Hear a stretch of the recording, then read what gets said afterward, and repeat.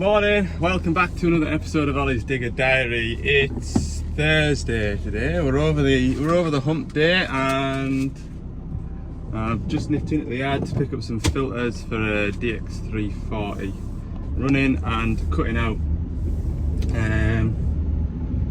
So yeah, go and find it. It's just somewhere in Carlisle, so shouldn't be too far away already.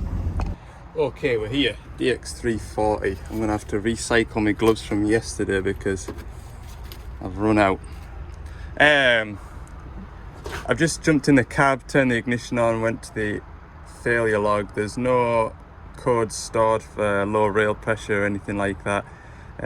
Customer was on the phone yesterday stating that it was bogging down and dying a death, almost cutting out and then coming back to life for a bit.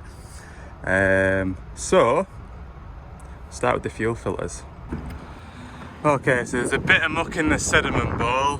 You can sort of see, I mean, some of this stuff's on the outside, but that stuff in there isn't. I've got the filter head off. So we've got the fuel coming in at this side, fuel coming out at that side.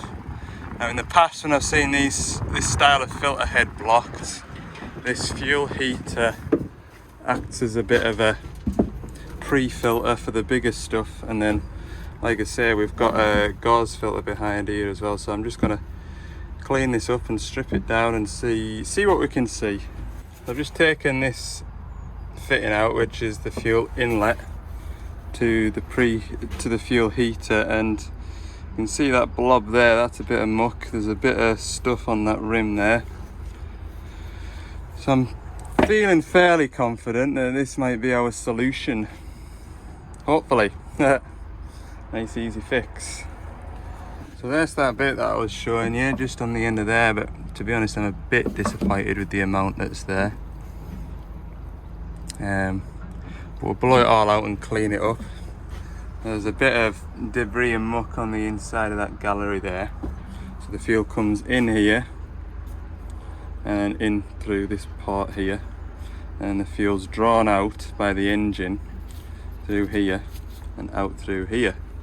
So next I'm going to check the gauze filter, although I think it'll probably be on the wrong side of that to be catching anything. I think it's a slightly different style to the sort of -7 filter head. That gauze filter I'm pretty sure you can remove, so we'll take the whole primer pump out at this end and just check it out. But there's bits and pieces on there, but not enough to restrict much fuel flow, I wouldn't have thought. Yeah, so this lift pump, you can see a couple of little bits and pieces in there, but not enough for it to be kind of like, there we go, that's the problem. I suppose the fuel, there's a fair bit more around that corner there, look. Because the fuel's got to pass through this to go into the filter head. And that'll be a decent restriction. We'll give it all a clean up anyway, put some new filters on it. I haven't started it yet, so we'll I guess we'll know when we get some filters on it. Get my airline kindled up and we'll get all this blown off. Yeah, it's definitely been this, because when that is sat in there, the fuel's got to go through this cup here. You can still see now, where's it gone? Bits of muck sat in there, so with this lip being all full of muck, the fuel won't be able to get through there very easily. Definitely, I think that's definitely the issue. Okay, I'm just putting it back together, so while I do it, I'm going to tell you a little story about how I know to look in there. I went down to a quarry near Kendal. They had a 340 on hire from a company down south, and it was throwing up all sorts of error codes, fuel related error codes, as well as SCI error codes, because what it was trying to do was it was trying to do a forced or an active regen, and then the machine would bog down and die a death, and so therefore it wouldn't complete it.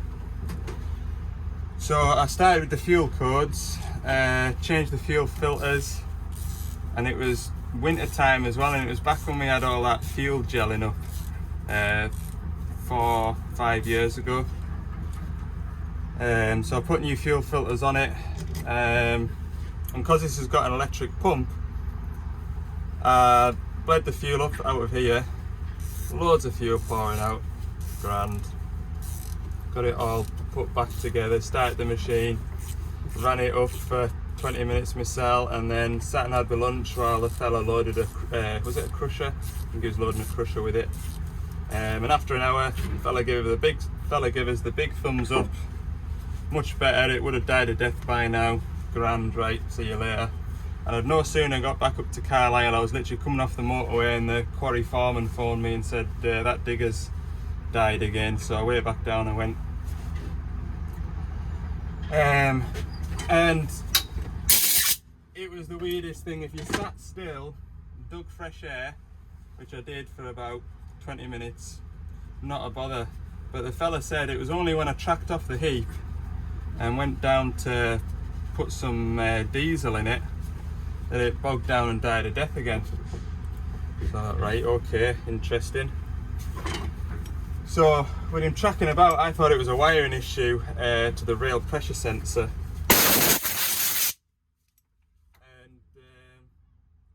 so I'm there checking all the wiring to the pressure sensor, everything seemed alright. I thought I'll just double check my fuel flow from the tank, so I took the pipe off going into this filter, there was loads of diesel. And then I took the pipe off at the second filter, used the electric lift pump to pump fuel through. Oh god, there's loads of fuel there. Took the pipe off going on the high pressure fuel pump, flicked the switch for the electric lift pump, loads of fuel there. Could not work out why it was wanting to put, you know, stall out and die a death. Anyway, long story short, after about an hour and a half, 2 hours of scratching my head, not sure what's going on, I decided to have a look in here. And when I took the inlet pipe off, this fitting here, this was just absolutely rammed with like jelly and blackness and horribleness. So basically, when I was checking the fuel flow through all the filters and up to the engine, with the electric lift pump, I was literally forcing the fuel past here. Whereas when the machine's running, it's using its own gear-driven pump to draw the fuel through. So yeah, that really caught me out using the electric lift pump, because you've got to remember that little electric lift pump that's in here, you only ever use it. It's only ever used when you're bleeding the fuel filters up. So when you're using that, you're sucking and forcing the fuel past this and through into the filter and out and right round the machine. So that's how I know to be wary of these filter heads, and just always do a visual inspection rather than taking a pipe off, flicking the electric lift pump and seeing loads of diesel coming out and you go, well, the problem isn't in there. Right, nearly built this up. Popping back in here, use the special tool. There we go. Circle it back in.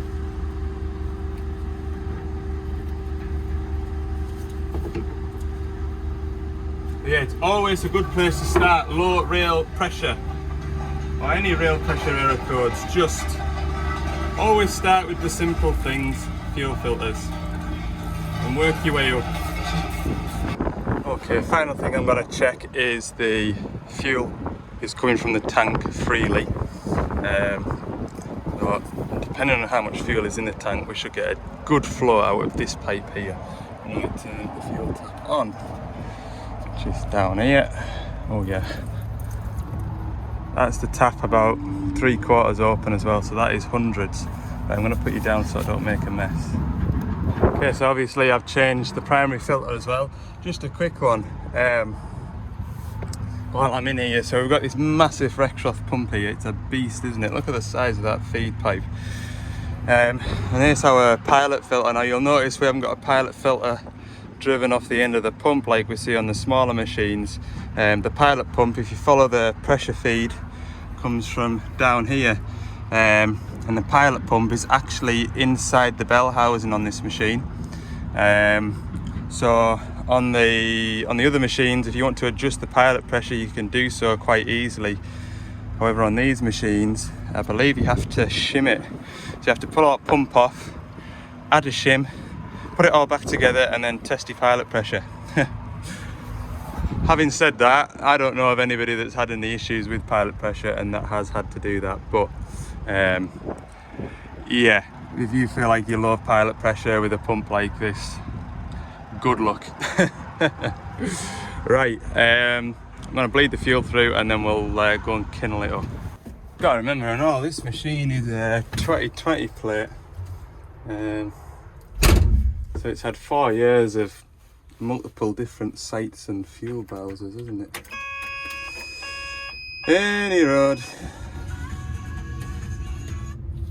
we will give it a fire up. It should start. Should start. There we go. She's up and running. It's amazing, these bigger machines, because you're so far away from the engine. If I turn the aircon off, you hardly hear it, do you? It's all the way back there. It's about 2.5–3 meters behind us. Right, I'm gonna let that run. I'm gonna put all my tools away and then we'll give it a little bit of a workout.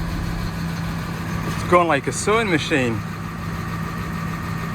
Lovely. I'm just gonna answer a quick question somebody asked me in the comments in, what was it, Tuesday's video. They were asking me what inverter I use to run my compressor. So this is an SIP 59 decibel ultra quiet compressor and it's very good. I would highly recommend it. Haven't tried it on any air tools or anything like that, impact guns, but I don't have any. The only reason why I want this is to get a big set of air horns for the roof and to blow stuff off, and it's very good at that. And it is run by that 3000 watt inverter. Now, what I should do is put a leisure battery down there and run it off the leisure battery and have a dual charge, split charge relay assortment, but I don't. So when you hear like a little beeping noise sometimes in the background, that's generally because the battery of the van is down to below 12 volts, so that's the inverter switching off. So if I'm using the compressor a lot, or if I'm using the 4.5-inch grinder, if I'm doing a lot of cutting or grinding, I'll run the van just to keep everything charged up. I haven't yet had an issue where I've been on site using it and the battery's gone flat, if that makes sense. But just I know to listen, if I hear that beeping noise, then I'll either go and start the van or just switch the inverter off and there's no drama. Okay, we'll go and give this beast a workout.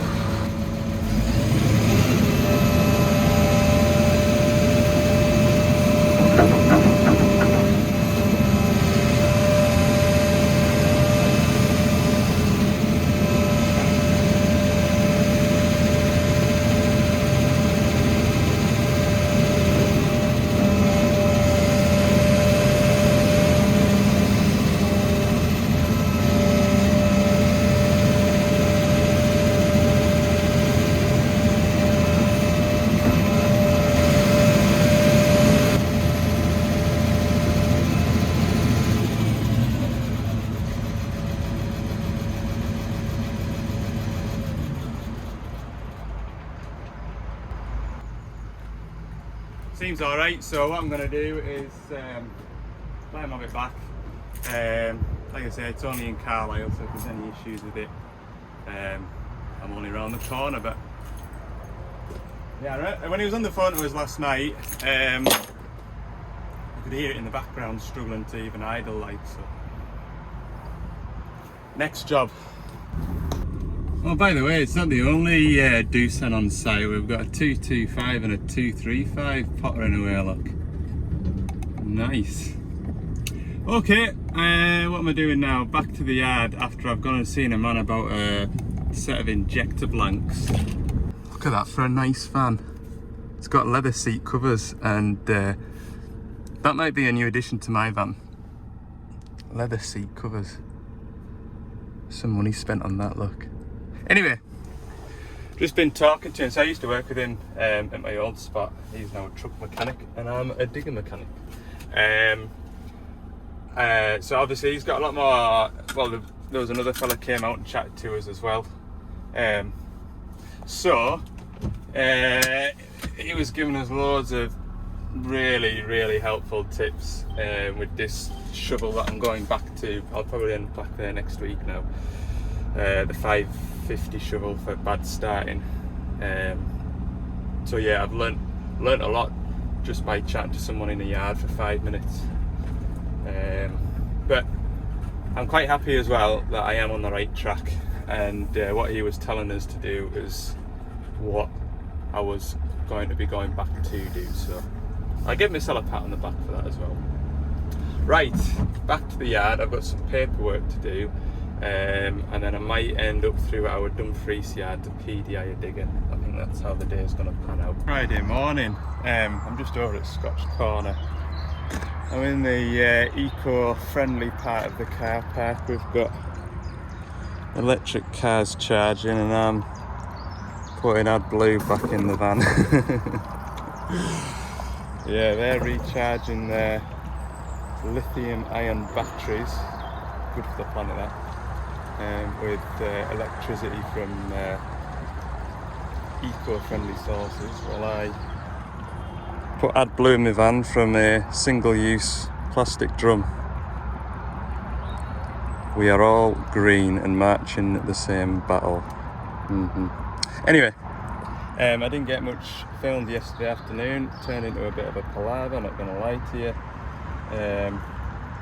I was up at Dumfries after lunch to PDI a new machine, and then got some of it done, majority of it done, and then it transpired that it was the right serial number but the wrong stock number, or the wrong stock number on the right serial number. I can't remember, but anyway, it's sort of all to go again, so I'll catch that next week. I've got a 210 AdBlue injector. It's going to be working near Dumfries, so we'll go back to that. Anyway, I'm heading to Leeds this morning to go and look at a 320 shovel with brake pedal pressure sensor fault, and what was the other fault? My AdBlue's fault. Hang on. Oh, it's going to make a mess of my dash. Oh. One of them things. You get no warning until it just pours out. Yeah, gonna go and look at a 320 shovel this morning for pressure sensor faults. So I'm going to put the lid for that. It must be in the back of the van. Go and have a look. Aha, here it is. Right, I'll get back on the road. I need to get some diesel as well, which is why I've stopped anyway. I thought I might as well put the AdBlue in it because it's given me a 400-mile ultimatum. Oops. We'll continue. 2 o'clock on an industrial estate just outside of Leeds. Just finished my lunch. I've been in a loading shovel for the last 2 or 3 hours. So it had brake pressure sensor fault and what else did it have? Fan pressure sensor fault, as well as the joystick wouldn't work. And after a little bit of diagnosing, and I also spoke to my colleague yesterday before I came down here. He phoned me about something, and I just mentioned that I was coming down here, and he told me 1 or 2 things to check, which, to be fair, I'm not sure I would have got there too quickly to the solution, or to find what the problem was, because it's a bit out there, but because it's a bit out there, I can't really show you at the moment what it is that's the problem, and that's about all I can tell you, really. One of those frustrating videos where it's just been me chatting to you lot, so I do apologise for that, but Some things just can't be put on social media, and I get that, and that's fine. So yeah, what I can say is nobody's in any trouble. I've not done anything wrong. The company, Gordons, haven't done anything wrong. Devellon haven't done anything wrong. But yeah, it's this job is to be kept internal. If that makes sense. Basically, it's going to be done behind closed doors. That's what we'll say. Right. I feel like this video has just been a load of nonsense, and I'm pretty disappointed with it. So if you've enjoyed the first part of it with that 340, thank you very much. I don't know, I'm going to be on the farm this weekend doing a bit of tractor work. I've missed my ploughing. Ploughing's all done. Ploughing started last Friday when I was up at Scott Plant. He sent us a message saying the plough's on the tractor, and I replied saying a bit tied up at the minute.